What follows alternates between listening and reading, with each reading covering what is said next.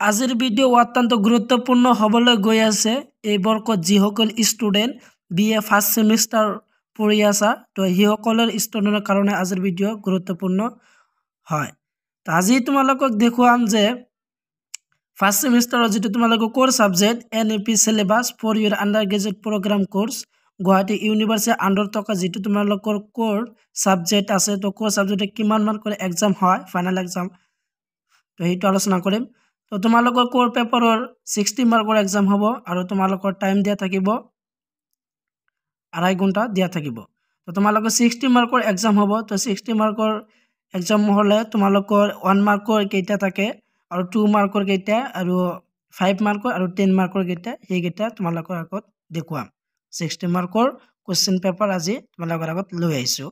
তোমালোকৰ যিসকল ষ্টুডেণ্ট এই বৰ্ষত 2024 বৰ্ষত ফাইনেল এক্সামিনেশ্যন দিব তো সেইসকলে ভালদৰে ভিডিঅ'টো চাই লোৱা। তো তোমালোকে প্ৰথমত দিয়া আছে যে answer the following as directed.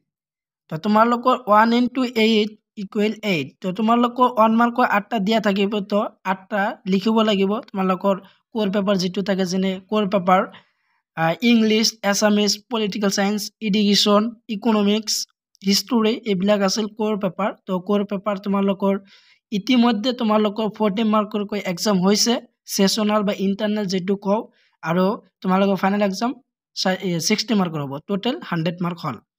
তো 1 মাৰ্কত তোমালোকৰ 8টা লিখিব লাগিব। তো 8টা দিয়া থাকিব তোমালোকৰ 8টাই লিখিব লাগিব 1 মাৰ্কৰ। তো 8টা দিয়া আছে তো 8টা লিখিব লাগিব। তো তোমালোকৰ যেহেতু দেখাই দিয়া আছো এটো আছিল এডুকেশ্যন সাবজেক্টৰ কোশ্চেন পেপাৰ 2023 বৰ্ষত হৈছে এক্সামটো। তো এটা আছিল কোশ্চেন পেপাৰ 2023ৰ। তো এতিয়া চাই লোৱা যে তোমালোকৰ 2 নম্বৰ কোশ্চেন। তো 2 নম্বৰ কোশ্চেনটো দিয়া আছে যে answer any 6 of the following question in short 2 into 6 = 12। তো তোমালোকৰ 2 মাৰ্কৰ 6টা কোশ্চেন লিখিব লাগিব। তোমালোকৰ 1 মাৰ্কৰ 8টা কোশ্চেন লিখিব লাগিব আৰু 2 মাৰ্কৰ 6টা কোশ্চেন লিখিব লাগিব কোৰ পেপাৰ যেটো আছে। তোমালোকৰ ফাৰ্ষ্ট ছেমিষ্টাৰৰ যিসকল ষ্টুডেণ্ট পঢ়ি আছা তো সেইসকলৰ কাৰণে এইবিলাক কথা জনা অত্যন্ত প্ৰয়োজনীয়। তো তোমালোকৰ 2 মাৰ্কৰ যেনে তোমালোকৰ 9-10টা মান দিয়া থাকিব তাৰ ভিতৰত তোমালোকৰ 6টা লিখিব লাগিব 2 মাৰ্কৰ। তো 1 মাৰ্কৰ 8টা আৰু 2 মাৰ্কৰ 6টা লিখিব লাগিব। এতিয়া চাই লোৱা 5 মাৰ্কৰ কেইটা দিয়া থাকে তো 5 মাৰ্কৰটো চাই লোৱা।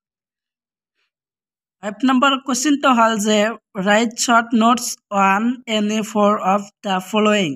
তলৰ যিকোনো 4টা প্ৰশ্ন 4টা চমু টকা লিখা। তো তোমালোকৰ চমু টকা আহিব। চমু টকা আহিলে তোমালোকে চমু টকা তোমালোকৰ 5টা আহিব তো 5 into 4 4টা আহিব তো 5 মাৰ্কৰ কৈ তোমালোকৰ 4টা হ'ব 5 into 4 = 20। তো তোমালোকে 3 নম্বৰ কোশ্চেনত দিয়া থাকিব 5 মাৰ্কৰ কোশ্চেন। তো 5 মাৰ্কৰ কোশ্চেনত তোমালোকৰ 4টা লিখিব লাগিব। তো 4টা লিখিলে হ'ল। তোমালোকৰ অপচনাল দিয়া থাকিব 10টা মান তো 10টাৰ ভিতৰত তোমালোকৰ 4টা লিখিলেই হ'ল। তো তোমালোকৰ এইবিলাক আছিল কোৰ পেপাৰৰ কোশ্চেন টাইপ। তো কোশ্চেনটো এনেকৈ আহিব যে 1 মাৰ্কৰ 8টা 2 মাৰ্কৰ 6টা আৰু 5 মাৰ্কৰ 4টা। এতিয়া চাই লোৱা যে তোমালোকৰ 10 মাৰ্কৰ কেইটা আহে। তো 10 মাৰ্কৰ কেইটা চাই লোৱা। 4 নম্বৰ কোশ্চেনত কেইটা লিখিব লাগিব আৰু কেইটা কোশ্চেন দিয়া আছে এটো চাই লোৱা আৰু কিমান মাৰ্কৰ। তো answer any 2 from the following question. তো 4 নম্বৰ কোশ্চেন। তো 4 নম্বৰ কোশ্চেনত আছে 10 মাৰ্কৰ কোশ্চেন দিয়া আছে যে 10 into 20 = 12। তো 20। তো তোমালোকৰ 4 নম্বৰ কোশ্চেনত তোমালোকৰ কেইটা কোশ্চেন দিয়া থাকিব যেমন ধৰা 5টা দিয়া আছে তো 5টা দিয়া থাকিব 5টাৰ ভিতৰত তোমালোকৰ 2টা লিখিলেই হ'ল। তো তোমালোকৰ 4 নম্বৰ কোশ্চেনত দিয়া থাকিব 10 মাৰ্কৰ কোশ্চেন 2টা লিখিব লাগে। তো যেহেতু তোমালোকৰ 60 মাৰ্কৰ হ'ব 1 মাৰ্কৰ 8টা 2 মাৰ্কৰ 6টা আৰু 5 মাৰ্কৰ 4টা আৰু 10 মাৰ্কৰ 2টা টোটেল তোমালোকৰ 60 মাৰ্কৰ এক্সাম। তো আৰু তোমালোকৰ বাকি থাকে তোমালোকৰ 40 মাৰ্ক। তো 40 মাৰ্ক যেহেতু ইতিমধ্যে তোমালোকে এক্সাম দিছা যেটো তোমালোকৰ এক্সাম সেশনাল বা ইণ্টাৰনেল যেটো এক্সাম কোৱা তো সেইটো তোমালোকৰ ইতিমধ্যে 40 মাৰ্কৰ এক্সাম হৈছে আৰু এতিয়া ফাইনেল এক্সামত দিবা তোমালোকে 60। তো টোটেল 100 মাৰ্ক হ'ল। তো 100 মাৰ্কৰ এক্সাম হৈ গ'ল। তো তোমালোকে সম্পূৰ্ণ ভিডিঅ'খন বুজি পালা আৰু তোমালোকৰ বন্ধু বান্ধৱীৰ লগত বেছি বেছি শ্বেয়াৰ কৰিবা যাতে তোমালোকৰ বন্ধু বান্ধৱী কথাখিনি গম পায় তো ভিডিঅ'টো ভাল লাগিলে এটা লাইক কৰি দিবা তো আজিৰ ভিডিঅ' এইখিনি আছিল সম্পূৰ্ণ ভিডিঅ' চাই থকাৰ বাবে তোমালোকক সকলোকে ধন্যবাদ জনাওঁ